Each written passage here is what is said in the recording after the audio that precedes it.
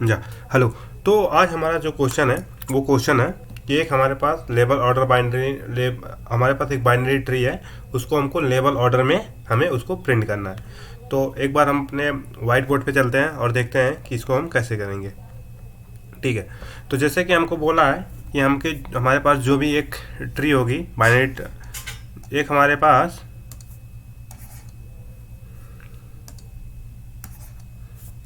तो हमारे पास एक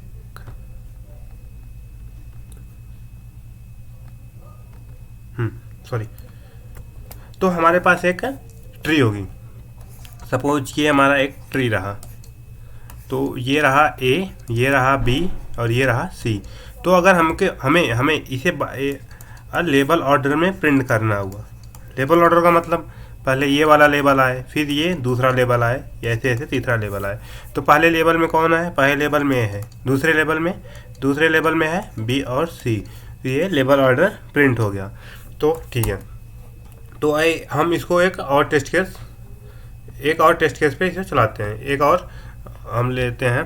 ठीक है, जैसे कि सपोज ये रहा A B C D E F G H और जे। ठीक है, ये रहा ए, ये रहा बी, ये रहा सी, ये रहा डी, ये रहा ई, ये रहा एफ, ये रहा जी और ये रहा एच। तो हमको लेबल ऑर्डर को इसको प्रिंट करना है। तो लेबल ऑर्डर प्रिंट होने में सबसे पहले हमारा ये पहला वाला लेबल आएगा। तो इस लेबल में ए है, उसके बाद ये दूसरा लेबल, मतलब तो इसमें बी सी, आफ्टर दैट ये लेबल डी, तो फिर डी ई एफ जी, उसके बाद लास्ट वाला लेवल में सिर्फ एक एलिमेंट है तो उसको प्रिंट कर दो। तो फिर इस क्वेश्चन को हम कैसे अप्रोच करेंगे? तो हमारा इस क्वेश्चन को अप्रोच करने का क्या तरीका होगा? हम पहले चाहेंगे कि हम ऐसा कुछ तैयार करें जिसमें हमारा ए आ जाए। उसके बाद हम जब भी आगे वाले एलिमेंट में हम पहले चाहेंगे ये कि हम एक लेवल के सारे एलिमेंटों को एक साथ रख लें। ठीक है, तो हम एक लेवल के सारे एलिमेंटों को एक साथ रखने की पहले कोशिश करते हैं। तो चलो हम एक बार ट्राई करते हैं कैसे करेंगे। सपोज हम पहले करते हैं कि एक लेवल में, पहले वाले लेवल में ए वाले लेवल में एक एलिमेंट है, उनको एक साथ। दूसरे वाले लेवल में बी और सी, उनको एक साथ। तीसरे वाले में डी और ई, उनको डी और ई, एफ और जी। उसके बाद एक लेवल है हमारा एच। ठीक है, तो सॉरी तो इसके बाद हम इसको कैसे अप्रोच कर सकते हैं? तो हमारे अप्रोच करने का एक तरीका होगा कि हम यहाँ पे एक क्यू के बारे में सोचें। तो क्यू के बारे में कैसे सोच सकते हैं? सपोज पहला वाला लेवल है, उसके एलिमेंटों को रख लो। पहला वाला लेवल है ए, इसके एलिमेंट को रख लो। अब हम इसके जितने भी चाइल्ड हैं उन सबको डालते हैं। इसका चाइल्ड कौन सा है? बी। तो ए को हम पहले ए को रख लिए हैं। अब ए को रखने के बाद हम ए को यहाँ पे प्रिंट कराते हैं। ए प्रिंट हो गया होगा। उसके बाद ए के जितने भी चाइल्ड है, ए के चाइल्ड है बी और सी, तो हम ए के चाइल्ड को डाल देते हैं, बी और सी डाल देते हैं। ठीक है, और ये उड़ चुका है, ये अभी हमारे क्यू में नहीं है। तो अब हमारे पास दो एलिमेंट है क्यू में। अब हम क्या करेंगे? अब दूसरे वाले लेवल पे जाएंगे। पहले हम बी को, इसको तब तक चलाएंगे जब तक इसका क्यू की साइज, जितनी भी क्यू की साइज है उतनी बार चलाएंगे। अभी क्यू की साइज कितनी है? 2। तो हम इसके दो चाइल्ड हैं बी और सी, तो हम बी और सी के लिए चलाएंगे। तो क्या करेंगे? पहले बी के जितने भी एलिमेंट है, बी के कितने भी चाइल्ड हैं, बी के चाइल्ड है डी और ई, तो हम बी के चाइल्ड डाल देते हैं, डी और ई डाल दिया।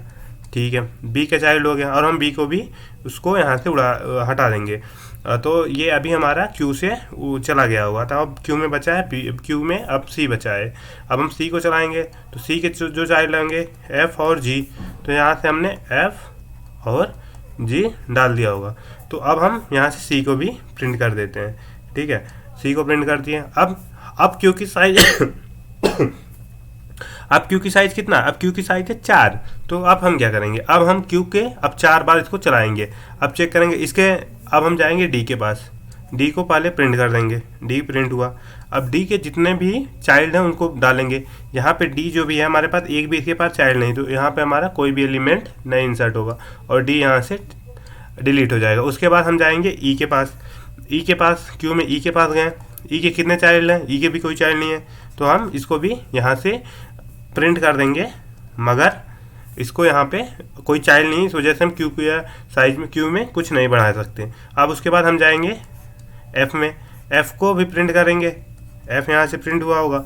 उसके बाद एफ का भी कोई चाइल्ड नहीं है तो इसको भी छोड़ देंगे। अब हम जी पे जाएंगे, जी को हम प्रिंट करेंगे, जी हो गया वो प्रिंट, ठीक है, जी प्रिंट हो गया।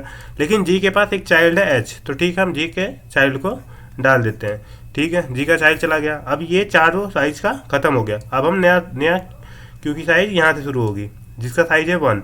तो हम पहले क्या करेंगे, एच पे जाएंगे, ये रहा हमारा एच, तो एच को प्रिंट करेंगे, एच हमारा प्रिंट हो गया होगा। अब उसके बाद एच का जो भी चाइल्ड है, लेकिन यहाँ पे एच का कोई चाइल्ड नहीं है, तो इसलिए हम अब रुक जाएंगे, क्योंकि जो हमारा क्यू है वो अब पूरी तरह से साइज उसका 0 हो चुका है, ठीक है। आई होप आपको ये बात समझ में आ गया होगा कि हम इसको कैसे करने वाले हैं। तो एक बार हम इसको टर्मिनल अपने कोड पे एडिटर पे चलते हैं और इसको कोड करने की कोशिश करते हैं, ठीक है। तो पहले हम एक काम करते हैं पहले हम अपना एक वेक्टर, आंसर वेक्टर बना लेते हैं जिसमें हम आंसर को स्टोर करेंगे। ओके, आंसर वेक्टर, ठीक है, आंसर वेक्टर बन गया। अब हम क्या करेंगे, एक क्यू बनाएंगे, क्यू बनाएंगे, और किस टाइप का, नोट टाइप का, ठीक है। सॉरी, हम क्यू एक नोट टाइप का बनाए हैं, Q1, ठीक है। अब हम क्या करेंगे, Q1 में पहले ही हम पहला वाला नोड जो कि हेड होगा, जो कि उसको हम पुश कर देंगे। क्यों पुश कर देंगे, क्योंकि अभी शुरू में तो एक एलिमेंट उसमें डालना ही पड़ेगा, तो ठीक है, हम शुरू में पहले वाले नोड को डाल दिया। उसके बाद हम क्या करेंगे, अब हम एक लूप चलाएंगे। लूप क्यों चला रहे हैं, कि जब तक क्यू की साइज एम्प्टी ना हो जाए, क्यू की साइज नॉट इक्वल टू 0, जब तक क्यू की साइज 0 ना हो जाए। तो अब यहाँ पे क्या करेंगे, अब हम एक काम करेंगे, अब हम पहले एक काम करेंगे, हम आंसर वेक्टर के अंदर वैल्यू को अब पुश करेंगे। कौन सी वैल्यू, जो वैल्यू हमारे पास टॉप में, क्यू के टॉप में बची होगी। क्यू के टॉप में कौन सी वैल्यू बची होगी, जैसे कि यहाँ पे हम जा रहे थे, तो यहाँ पे हमारे पहले बात क्यू में कौन सी वैल्यू है, ए है, तो हम ए को पहले इंसर्ट करेंगे, ठीक है। तो पहले हमने क्या किया, पुश बैक किया आंसर वेक्टर में, क्या जो भी Q1 का फ्रंट है उसके जो भी डेटा है, उस डेटा को हमने इंसर्ट किया। उसके बाद हमने क्या किया, हमने एक नोड बनाया टेम्प टाइप का, मतलब नोड बनाया टेम्प नाम का।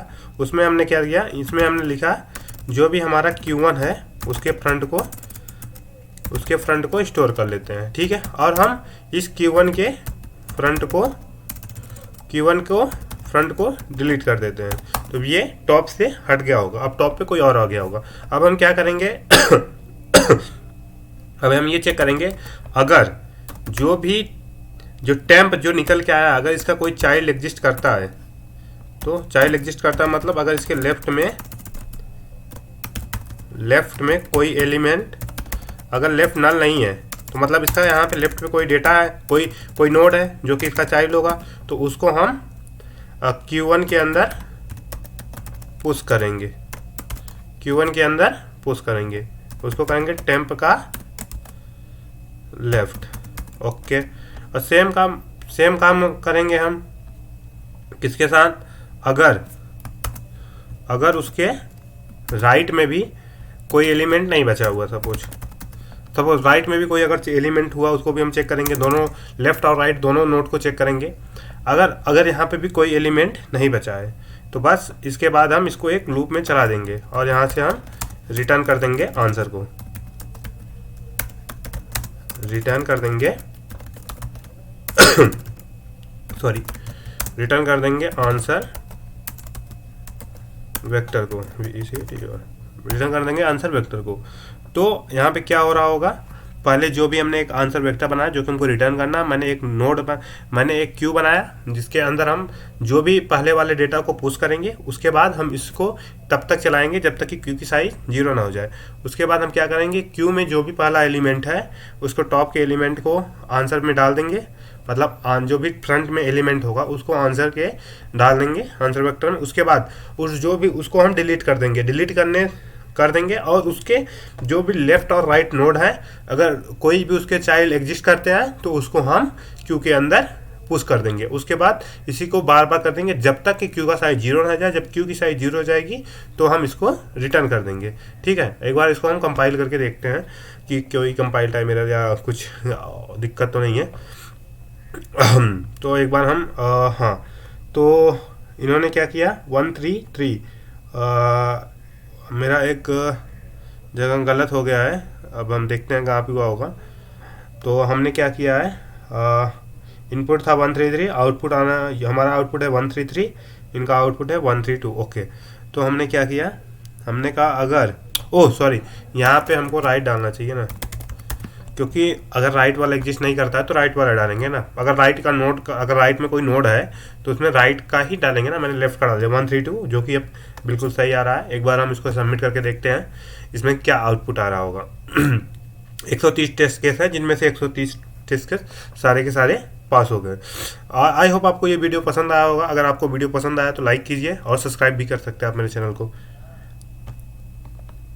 Thank you.